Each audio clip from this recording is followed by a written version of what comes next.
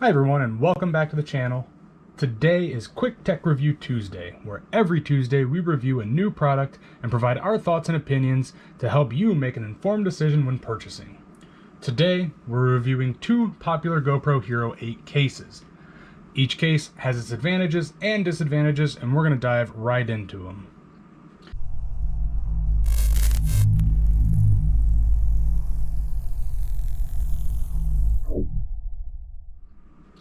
The first case we've got is the GoPro Hero 8 Rollcage.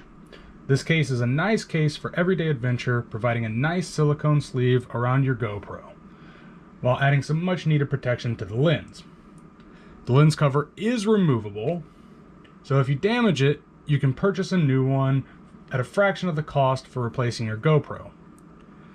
This case retails for $24.99 on the GoPro website, and the replaceable lens retails for $14.99.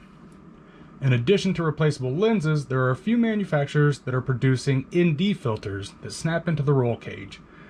These filters serve a multitude of purposes, including underwater and low light color correction. Links to one brand of filters are in the description below. The downside to this case is that you have to remove it to charge the battery or gain access to the SD card. This may be a small inconvenience, but if you're shooting a lot of footage and need to change out the battery or SD card, you'll need to remove the case first. It also does not protect the rear screen, so I recommend ordering a set of screen protectors to help protect that investment.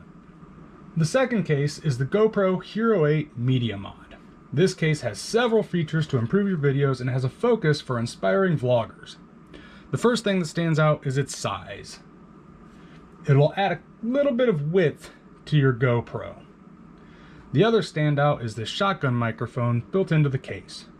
GoPro claims a much better sound through the microphone as opposed to the built-in mic of the Hero 8, and through some recent tests it does appear to have a better sound. It offers front and rear microphone preference that you can set within the GoPro input-output settings, so you can adjust which microphone you want to use for that perfect shot. That being said, on the back of the MediaMod is a 3.5mm jack that will allow you to connect an external microphone like a Rode Video Micro or similar device. If you want to attach an external microphone or a light, the case offers two cold shoes, one on the top and one on the side, like you would find on the top of any normal camera. Also, on the back of the MediaMod is a USB-C port to charge your camera without having to remove it from the case, and a mini HDMI out. The mini HDMI out can be used to connect to a TV via HDMI through a cable if you want to share your videos or pictures with others easily. Or you can pair it with GoPro's display mod with the case that provides you with a secondary screen to view yourself in a selfie perspective. The display mod is not available at this time, but it's said to be releasing later this September. One downside about this case is that you need to remove your battery cover from your GoPro in order to gain access to the USB-C port to plug in. That exposes your battery and SD card, making your GoPro no longer waterproof. Similar to the roll cage case, it doesn't provide any rear protection to the screen.